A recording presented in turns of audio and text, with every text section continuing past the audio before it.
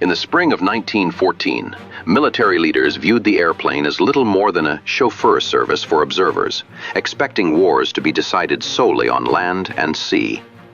Early pilots flew unarmed, and when combat did occur, it was primitive. Aviators dropped hand grenades or pencil-sized steel darts called fléchettes that could split a man in the trenches from head to toe.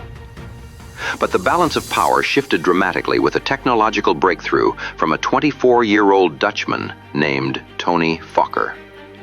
Fokker unveiled the E.I., the world's first true fighter plane, featuring a synchronized firing system that allowed machine guns to fire safely through the propeller arc.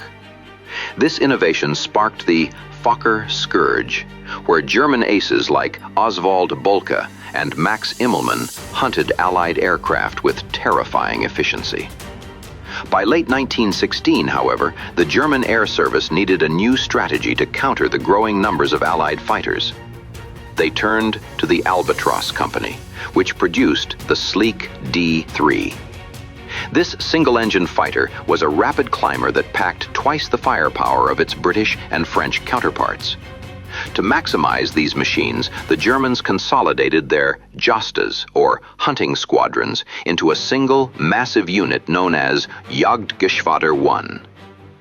Commanded by Manfred von Richthofen, this unit became the first fully mobile fighter wing.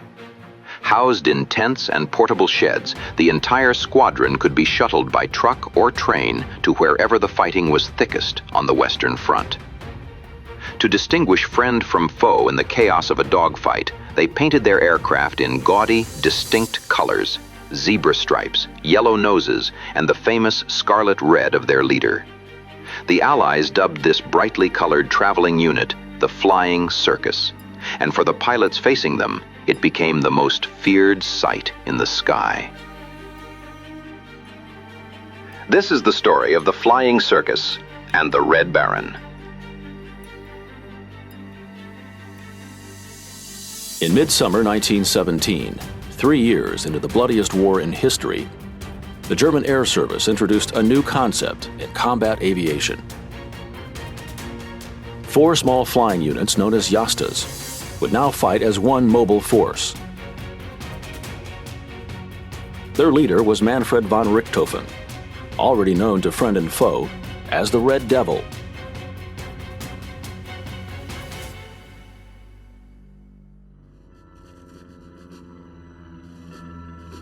The Allies would dub his new unit the Flying Circus for its brightly colored planes, its twice-a-day patrols, and its habit of hopping quickly from one air battle to the next. In a war when the life expectancy for rookie pilots dropped to less than 2 weeks, the performers in Richthofen's circus became household names: Voss, Lowenhart, Udet, Wolf. Despite fighting against a mounting tide of improving Allied aircraft, the legendary skill of these German aviators would make the Flying Circus the greatest show on Earth.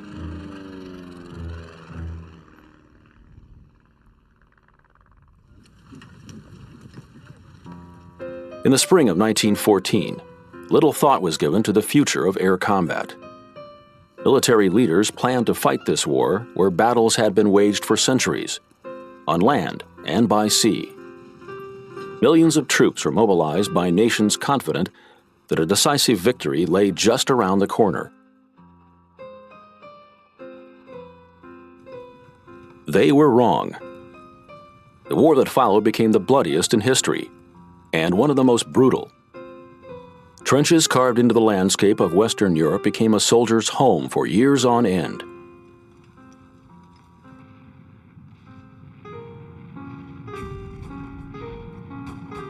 When the men emerged from their shelters for battle, millions would be cut down by barrages of artillery and infantry fire. Knowing where the enemy was dug in and the size of its operations was critical information in World War I. For this reason, aircraft were first pressed into military service. 2-seater reconnaissance machines were ordered to fly over enemy lines and photograph the opposing trenches. The first pilots were looked upon as little more than chauffeurs for aircraft. Drawn from the ranks of non-commissioned officers, their job was simply to fly straight and steady. Commissioned officers, usually cavalrymen carrying their swords, sat in the back of the aircraft and acted as observers. While accurate information from reconnaissance patrols was invaluable, it was not long before aviators were experimenting with their aircraft as weapons of war. Observers began firing sidearms and shotguns at their enemies and dropped grenades and primitive bombs by hand. Pencil-sized steel darts known as fléchettes descending from 10,000 feet could split a man in the trenches from head to toe. Throughout the winter of 1914 and into the following spring, Allied planes equipped with machine guns outgunned their German counterparts, who flew only with pistols and carbine rifles. Allied pilots also outnumbered their opponents 2-1. German Air Service officials were forced to order their pilots to fly only within their own lines. Yet the balance of power would tip further into the Allies' favor. Roland Garros was France's pre-war aviation hero. He would receive a Morane aircraft equipped with metal deflectors that allowed machine guns to fire directly through the propeller arc, a monumental first. In 2 weeks, Garros shot down 5 enemy planes. Yet his secret would last only 18 days. In May 1915, the Germans captured Roland Garros and his amazing aircraft. The challenge of improving upon the French aircraft went to Tony Fokker, a clever and ambitious Dutchman. Only 24 when the war started, Fokker's name would become synonymous with the German Air Service. In May 1915, Fokker unveiled the world's first fighter plane, the E-1, to a gathering of Germany's best pilots. One man who quickly mastered the new synchronized firing system was 23-year-old Oswald Boelcke. A decorated reconnaissance pilot, Boelcke knew the future of combat in the air was in single-seater fighters. His partner in Air Section 62, Max Immelmann, was another fascinated onlooker at the Fokker demonstrations. Both men were hungry for a plane that would give them their first kill. By midsummer 1915, the E-1 was put into action, with improved versions to follow. Pilots were still ordered to stay behind their own lines, this time for fear of losing the secret behind their deadly new fighter. But Boelcke and Immelmann had their own plans for dealing with enemy aircraft. Stated Boelcke, "One must not wait till they come across, but must seek them out and hunt them down. I always go off to the lines with Lieutenant Immelmann to hunt the French." The Germans proved good hunters. The leading pilot of the war at the time, Frenchman Adolphe Pégu, was promptly brought down. By August, it was the Allies' turn to complain of being overmatched by German firepower. Immelmann noted, "There are no enemy machines in the air 10 minutes after Boelcke and I have appeared." Boelcke agreed. "They treat my single-seater with holy respect. They bolt as quick as they can." Even though only 15 or so were being delivered to the front each month, British pilots spoke in harrowing terms of a Fokker Scourge. You feel naked and helpless. Panic sweeps through your presence. Everything seems unreal. And then you hear the guns hacking. It is a harrowing ordeal. In January 1916, Immelmann and Boelcke each recorded their 8th victory and received the Pour le Mérite from Kaiser Wilhelm, Germany's highest military honor. Known as the Blue Max, the medal had been given out to German fighting men for over 2 centuries, but never to an aviator.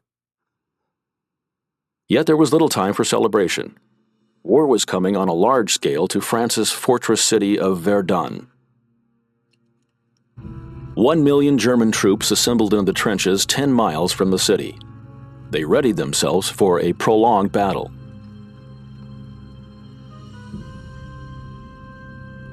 A harsh winter promised to make a miserable war even worse.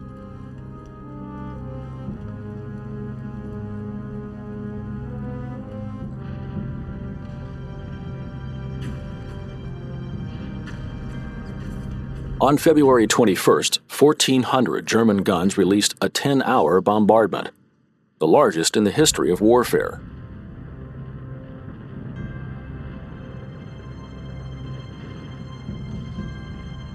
The French front-line trenches were destroyed.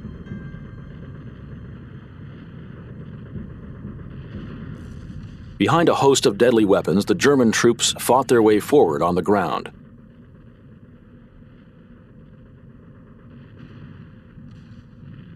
Overhead, German pilots knocked down several planes for everyone lost. Boelcke's confidence grew on what he called his shooting pond. Yet the Allied efforts kept the German air attack too busy to press their advantage by cutting off supply routes into Verdun. The Sacred Way remained open, and the Battle of Verdun continued.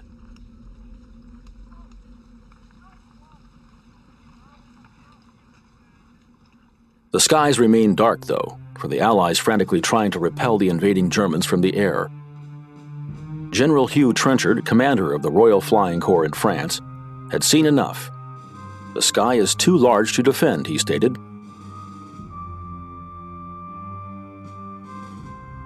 It was decided an effort would be made to carry the war into enemy territory and keep it there.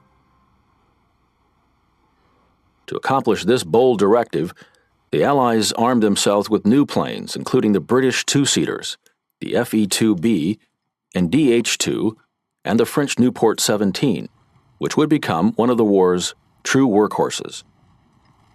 The Allies now had an aircraft that could outmaneuver their opponents.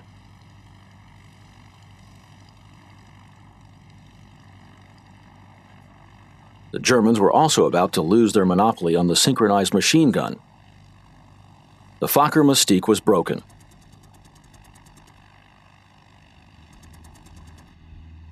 By late May 1916, Lieutenant General Henry Rawlins of the British Fourth Army was proud to report, "We have command of the air."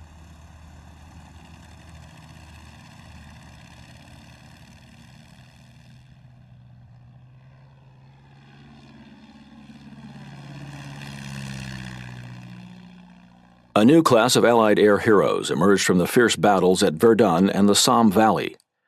Men like Albert Ball, Leno Hawker, and the Frenchman Georges Guynemer were decorated and revered. As Allied pilots rose to prominence, one of Germany's best went down to defeat. Max Immelmann, victor of 15 air battles, was dead at age 25. But for the Germans, there was more to worry about than just Immelmann's death. 1916 had witnessed their war machine enter a steady decline. On August 28th, Chief of the German General Staff Erich von Falkenhayn resigned. Field Marshal Paul von Hindenburg and Erich von Ludendorff took over and redirected the German war effort. A new aircraft that could compete with the Allied fighters was essential to their plans.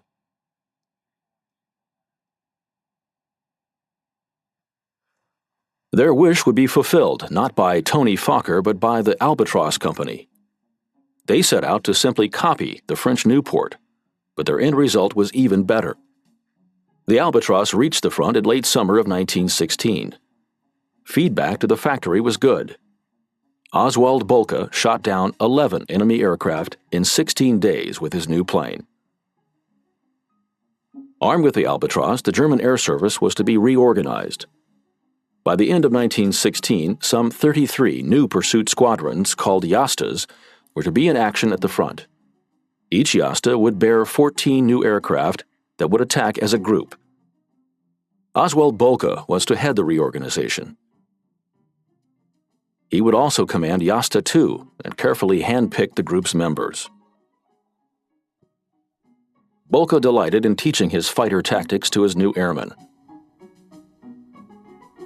After each of his flights, the young pilots crowded around him to hear if he had shot down yet another Englishman. The master enjoyed the attention. They were like young puppies in their zeal, he stated.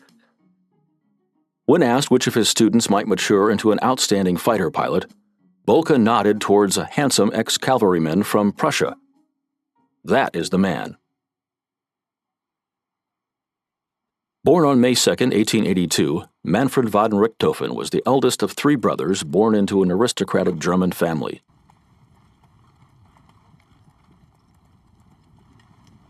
An avid hunter and accomplished horseman, Richthofen started the war as a cavalryman. His rush to engage the enemy caused its share of problems. He penetrated so far into Poland, he was almost captured by Russian soldiers.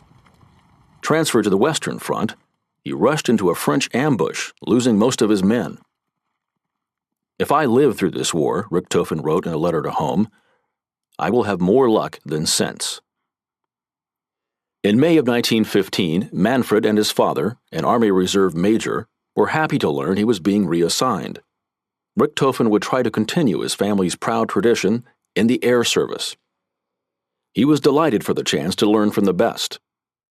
Boelcke picked him to serve in Jasta II. "Everything Boelcke told us was gospel," wrote Richthofen. On his first solo flight, Richthofen crash-landed. On his first pilot's exam, he failed. But it was soon apparent that this student had the flair for combat, like his teacher. On September 16th, Jasta II received its sleek new Albatros D.II. The next day, Boelcke led his pups into combat against the English. In the dogfights that followed, every German knocked an English plane from the sky. Richthofen had scored his first kill. He celebrated the occasion by ordering a small silver cup as a memento from a jeweler in Berlin. In time, he would add many more to his collection.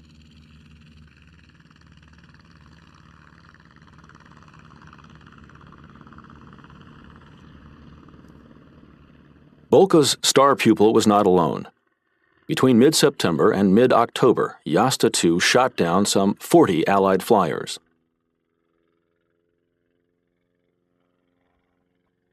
The success of his young pilots impressed even the demanding Boelcke, who conceded, "They are really splendid, clever gentlemen."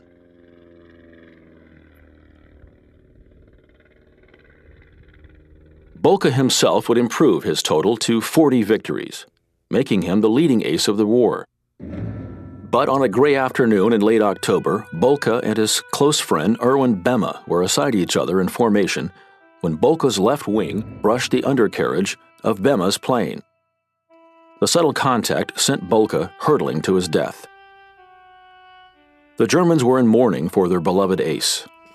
Yet in November, Richthofen took down a DH-2 in the longest battle of the war. British ace Leno Hawker had become Richthofen's 9th victory. More importantly, Richthofen's superior skill and bold fighting spirit signaled to friend and foe that the German air service would remain in good hands. In January 1917, Richthofen received the Blue Max after recording his 16th kill. He was also chosen to command his own unit, Jasta 11. Jasta 11 had no previous distinction, but Richthofen set out to change that. The country's leading ace inspired the pilots he now commanded, including one who came to the front fresh from flight school. At Richthofen's insistence, his brother Lothar was assigned to the unit. Manfred had his brother fly close behind his plane to observe. On his third flight, Lothar peeled away and expertly blasted his first British plane from the sky. The German army was soon wishing they had 100 Richthofens.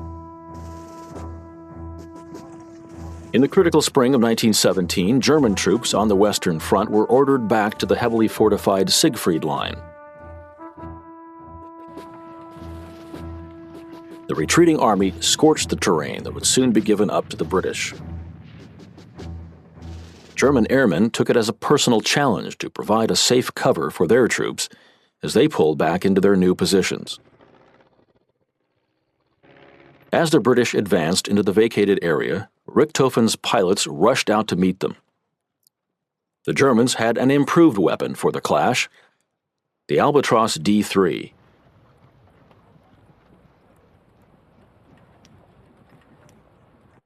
A rapid climber, the single-engine fighter packed twice the firepower of its Allied counterparts. Richthofen approved wholeheartedly of the new weapon at his command. It was with this version of the Albatros that one of warfare's most enduring legends was begun. As Richthofen wrote, it occurred to me to have my packing case painted all over in staring red. The result was that everyone got to know my red bird. My opponents also seemed to have heard of the color transformation. Indeed, the destruction Richthofen would cause in his red Albatros would prompt the Allies to nickname him Le Diable Rouge, the Red Devil.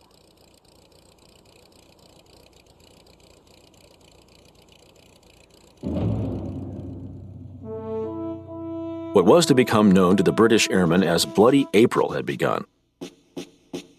Richthofen started the month with 31 kills. By mid-April, he had 45, surpassing even Boelcke's total.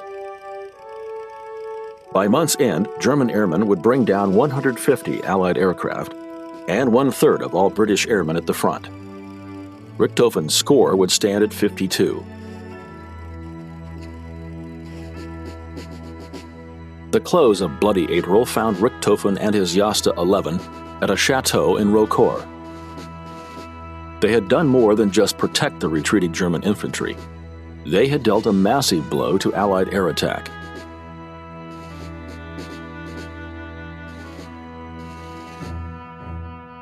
Morale was high.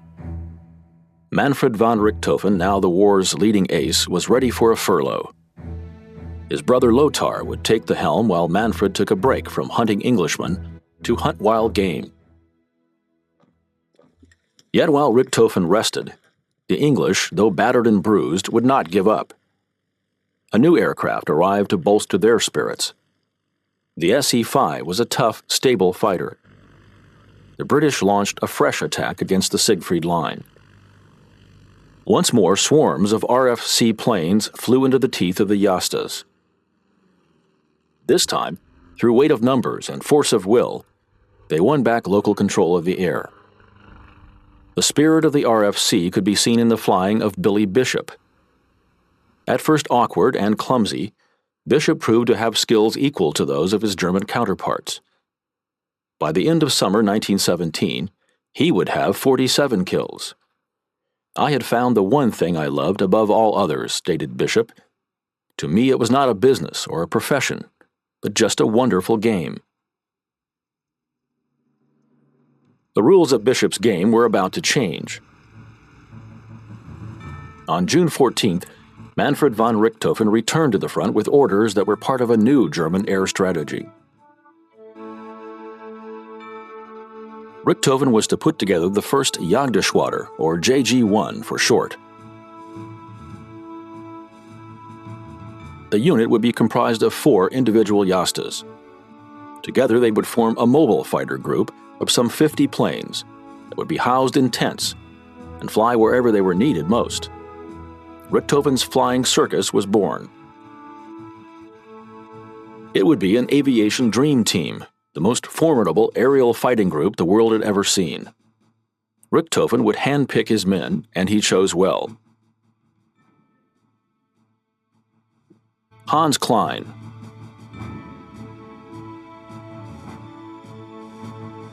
Kurt Wolff,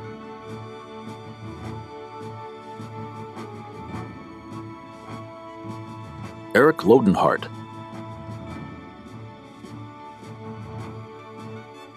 Kurt Wusthoff, William Reinhard,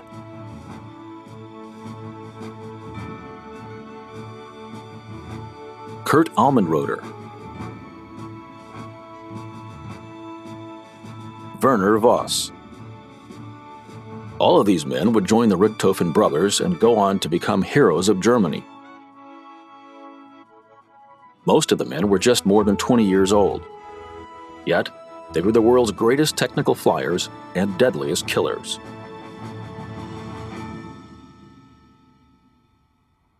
The Jastas flew into Markaby Airfield with their new Albatros, the D.VII. The assembled JG-1 made for quite a sight. Their aircraft had been painted so that the Jastas could distinguish themselves from one another. Jasta IV's aircraft bore a black snake line along the natural wood-finished fuselage. Jasta X had their machines painted yellow. Jasta VI bore zebra stripes. Jasta XI sported a brilliant red with a splash of other colors. Manfred von Richthofen's remained the only entirely red aircraft.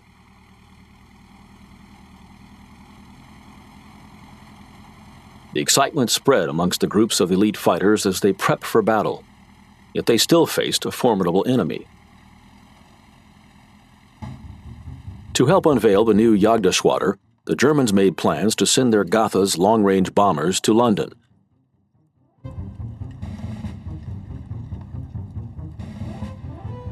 On June 13th and 14th, the bombers circled over London before dropping their payload. Reports of 600 casualties sent civilians into an uproar. The British were forced to recall 2 fighter squadrons from France and divert other aircraft from the front lines in order to protect their homeland. The stage was set for JG-1 to go to work.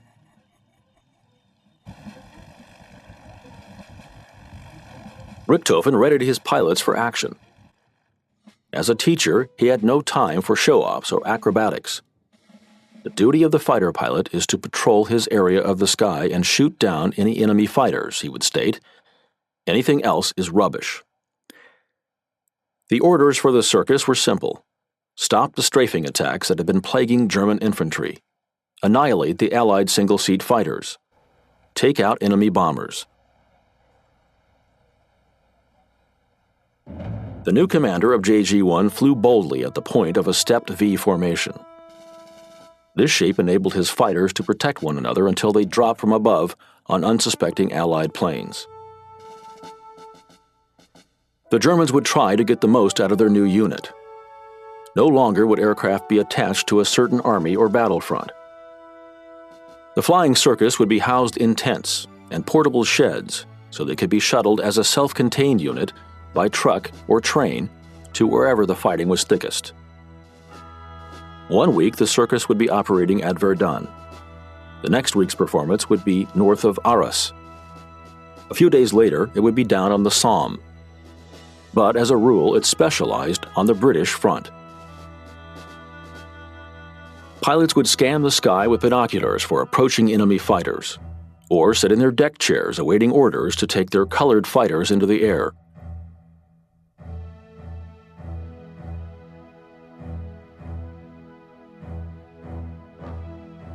JG-1 would fly patrols twice a day, once in the early morning and once at midday. This was usually followed with strafing runs in the late afternoon. While the Germans resembled a traveling circus on the ground, they did so in the air as well. The circus delighted in their attack tactics. They would fly in large numbers, round and round a great circle, like horses in the ring at the fair, baiting the Allied pilots. When a German plane was attacked, it would then dive toward the interior of the circle. The Allied plane followed in pursuit, only to discover he now had a German on his tail. Another of the favorite circus tricks was to use a lumbering two-seater as a decoy to draw Allied pilots into their games. Billy Bishop witnessed how the circus developed pack hunting into an art. Almost every morning we would find well-laid traps set for us. It required careful maneuvering to avoid falling into them. 4 of 5 would come along and we would engage them. Then suddenly as many as 15 or 20 would appear from all angles and join the fight. This happened every day. They were evidently out to get us.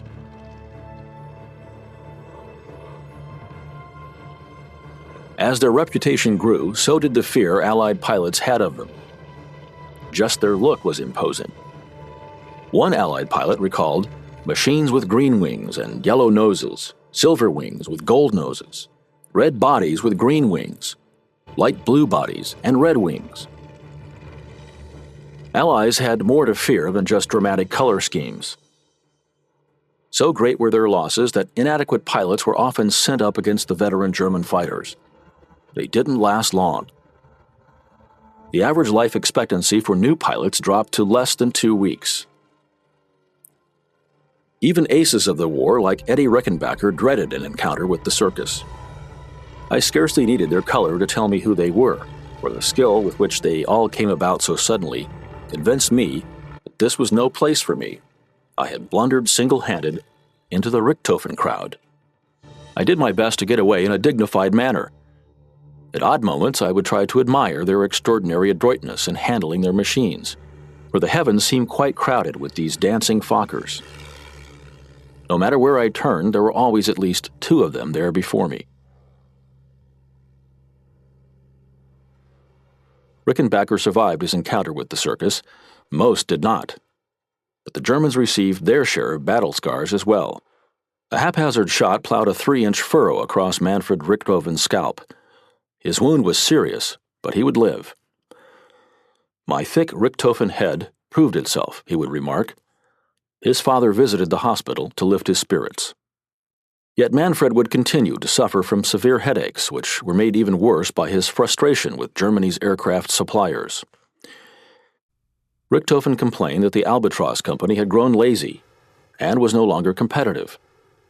From his hospital bed, he wrote to a friend in the German air service, "The D.VII is so far surpassed by and so ridiculously inferior to the British single-seaters that one cannot begin to do anything with it. In addition to having better quality aircraft, they have far more of them. Our really good fighter pilots are lost in this manner. But the people at home have brought out no new machines for almost a year. Only these lousy Albatrosses." Despite his gripings, Richthofen would remain dedicated to the German war effort. By late July, he was back at the front and promising his men, "You will get new Fokkers." By September, he had his 61st kill. Yet after countless flights, he was now finding less pleasure in the hunt. His head hurt, and he felt exhausted after each patrol. Over the next 6 months, he would bring down only 2 enemy aircraft. The slack from Richthofen's dry spell was picked up by another pilot. Richthofen had always liked Werner Voss's aggressive style. In August, he brought Voss and his 34 victories into JG-1 and had him command Jasta 10. Voss and Richthofen would take the first Fokker DR-1 triplanes when they arrived in early September. Richthofen's triplane was, of course, a scarlet red. Rumors had been swirling that a special British squadron had been formed with the sole purpose of bringing down the Red Devil. Generous rewards were said to be waiting for the pilot who fired the lethal shots. Despite the added attention, Richthofen was quite happy in his triplane. He was pleased by the Fokker's excellent climb rate, which allowed him to keep above his enemy in battle, and praised the triplane's precise maneuverability. But Richthofen knew there was more to being a great pilot than a good plane. "The great thing in air fighting," he stated, "is that the decisive factor does not lie in trick flying. The decisive factor in victory is simple personal courage." Richthofen was always on the lookout for pilots he felt had what it took to fly with the circus. He recruited the ace Ernst Udet into JG-1 in March 1918. On his first mission with the group, Udet flew behind Richthofen, aware the leader kept a close eye on his new pilots. "He judges a man by what he accomplishes," Udet would later state. "He who passes this judgment, he backs all the way. Whoever fails, he drops without batting an eyelash. Whoever shows lukewarm on a sortie has to leave the group the same day." Richthofen made no apologies for his strong brand of discipline. "In my opinion, the aggressive spirit is everything, and that spirit is very strong in us Germans. Hence, we shall always retain the domination of the air." One of the first victims of Richthofen's triplane was an Englishman, Lieutenant A.F. Bird. Richthofen was appreciative of the effort of the English, but doubted their killer instinct. "The Englishman is a smart fellow. That we must allow. They absolutely challenged us to battle and never refused fighting. Yet Englishmen see in flying nothing but a sport. All these tricks may impress people who attend a sports meeting, but the public at the battlefront is not as appreciative. It demands higher qualifications than trick flying. Therefore, the blood of English pilots will have to flow in streams." Richthofen was not as kind toward the French. The French have a different character. Sometimes the Gaelic blood asserts itself. The Frenchman will then attack, but the French attacking spirit is like bottled lemonade. It lacks tenacity. At times, though, the German aggressiveness Richthofen was so proud of proved to be their own worst enemy. On September 23, 1917, Werner Voss headed out on patrol in his DR-1.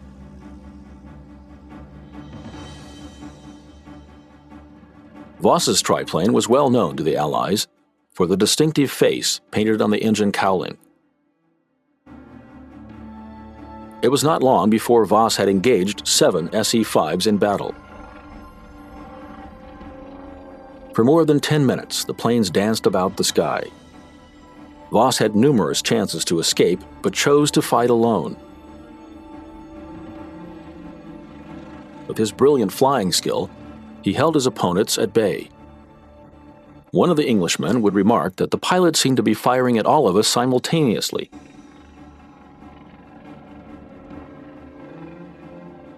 But the odds were too great. He was knocked from the sky and died with 48 victories. Many German pilots supplemented their ample courage with a heavy dose of superstition. Kurt Wolff never flew without his lucky nightcap. Manfred Richthofen wore the same leather jacket during every one of his victories. Lothar sported a pair of his brother's old flying gloves for good luck. Yet Lothar had his own peculiar jinx. He crashed 3 times on the 13th of the month, the final time in a Fokker DR-1. The triplane had not proven to be the wonder weapon the Germans had hoped for.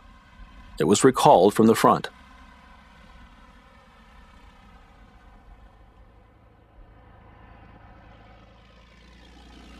Despite the danger the circus faced in the air, it was never like that which faced the men in the trenches. Richthofen was painfully aware of the suffering of the ground forces. The battle taking place on all fronts has become awfully serious. There is nothing left of the lively, merry war as our Ds were called in the beginning. Now we must fight off despair and arm ourselves so the enemy will not penetrate our country. The entrance of the United States into the war in April 1917 had failed to produce a swift Allied victory. Yet Germany was now preparing another massive thrust to win the war before they were overwhelmed by the enemy's growing forces.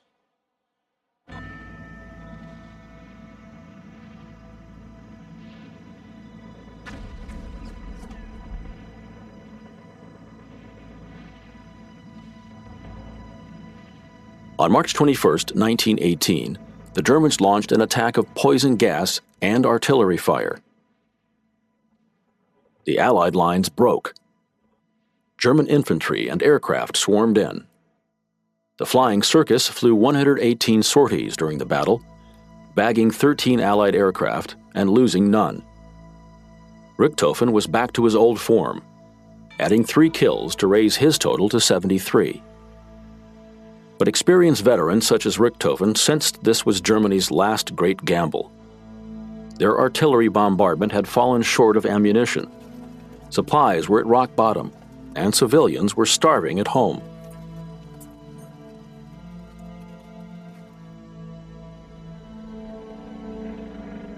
German airmen and ground forces brought down 1,000 British planes in March and April.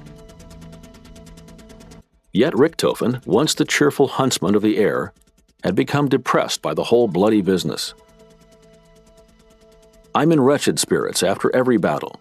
When I set foot on the ground again, I go to my quarters and do not want to see anyone or hear anything.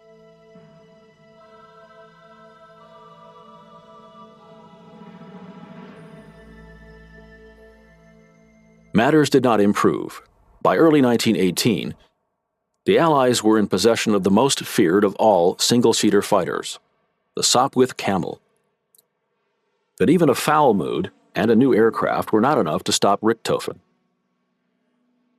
On April 20th, he shot down 2 Camels, bringing his total to 80. Stepping down from his cockpit, He seemed happy for the first time in months. 80, he declared. That is really a decent number.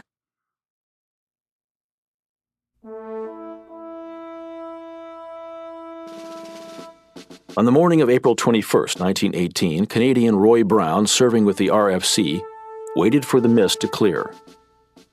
The 24-year-old captain was to lead a squadron of 6 Sopwith camels on their morning rounds.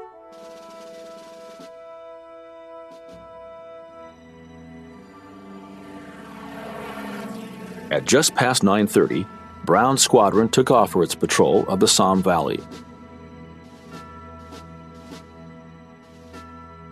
A few miles across the front, Manfred von Richthofen had readied a select group of pilots for the flight.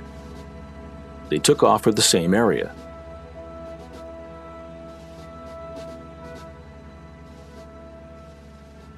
The two units met. Richthofen targeted an old school chum of Brown's, Wap May.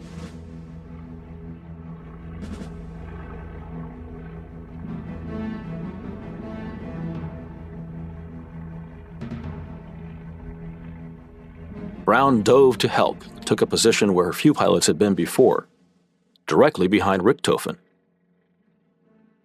According to Brown, Richthofen apparently did not see him.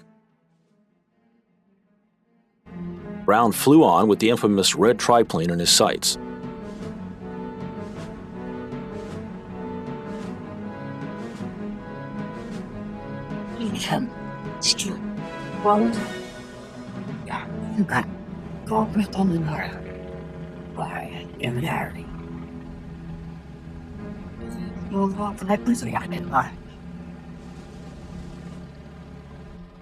Brown fired. Bullets from the Vickers machine gun raked the side of the Fokker. Richthofen looked back, then collapsed in his seat. The triplane flew on in pursuit of its target for more than a mile before dropping to a rough landing, alongside trenches manned by Australian troops. Richthofen was to have gone on leave in 2 days. Now he was dead, 11 days short of his 26th birthday. When Brown was later notified he had shot down the ace of aces, he replied, "I did not feel like a victor." A rush ensued to obtain memorabilia from the red triplane. The Fokker was literally torn into shreds.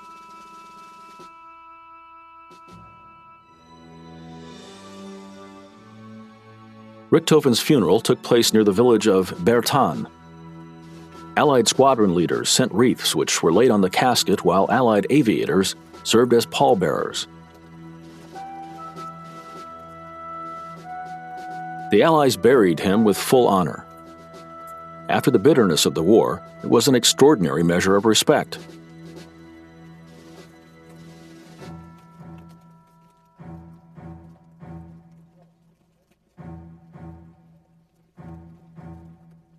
An honor guard of 13 Australian soldiers stood watch with their rifles reversed.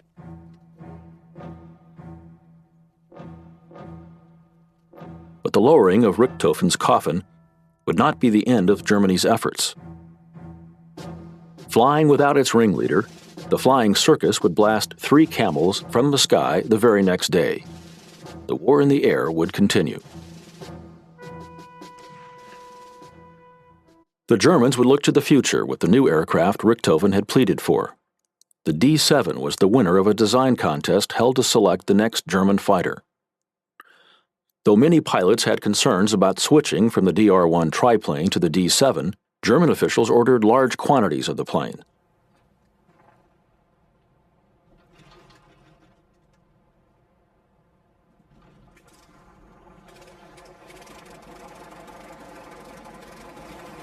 The war had reached a critical point for the Germans, who desperately tried to put as many aircraft and pilots into the air as possible. For a time, the German air service was better equipped than ever before. But an Allied blockade would soon have German factories scrambling for materials. While the Germans could replace their planes, they could not replace the experience of their pilots lost in battle. The war had taken a toll on even the skilled aviators of the Flying Circus. The loss of aces such as Allmenröder, Wolf, Voss, Richthofen, Weiss, and Lowenhardt thinned the ranks of JG-1. Ravaged by years of war, Germany had fewer and fewer young men to select for pilot training. Inexperienced airmen were unable to take full advantage of the D-VII's remarkable rate of climb, or its ability to fly at low altitudes without stalling.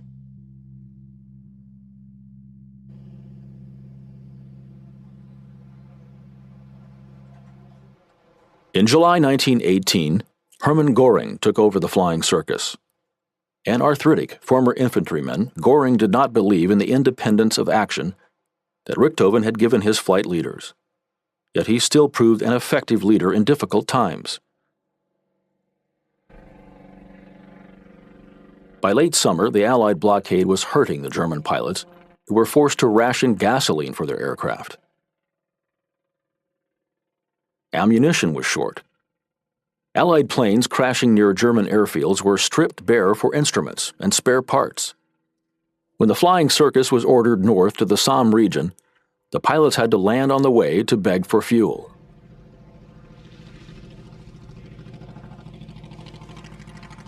Yet the airmen would continue to give battle to the Allied fighters and provide support for their troops on the ground. In mid-July, the weary Germans attacked again at the Marne. It would be their last offensive unless the operation succeeded. It did not. French and American troops held their ground, then counterattacked, forcing Germans back across the river.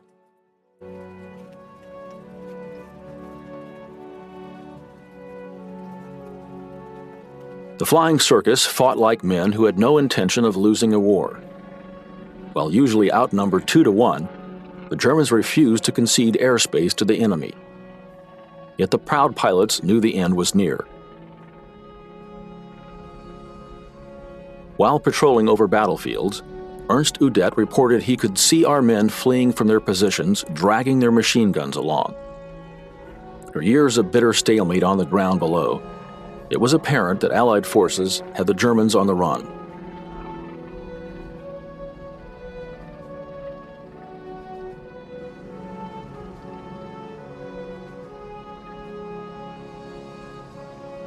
On September 26, 1918, the Allies launched the last great offensive of the war in the Argonne Forest. The end came quickly as soldiers in the trenches surrendered. The Kaiser abdicated, and a German armistice commission was dispatched to France.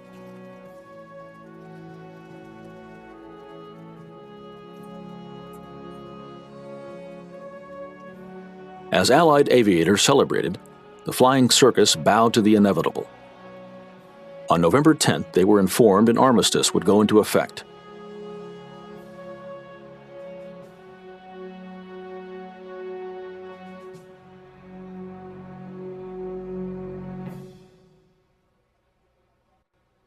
Germany's D-VIIs were the only aircraft specifically mentioned in the armistice terms. Their pilots prepped them for their last flight to Koblenz, where they were handed over to the Allies. The war in the air was over. The Flying Circus was no more.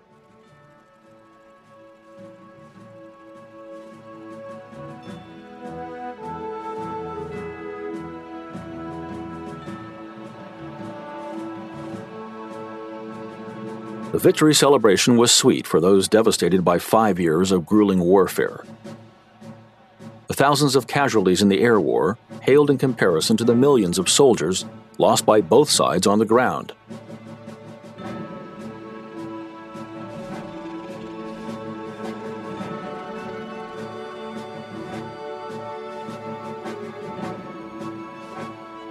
Yet the impact of courageous aviators upon the war was far greater than their numbers. The success of pilots such as Richthofen and those in his Flying Circus did more than influence the battles of the Great War. They changed the rules of warfare forever.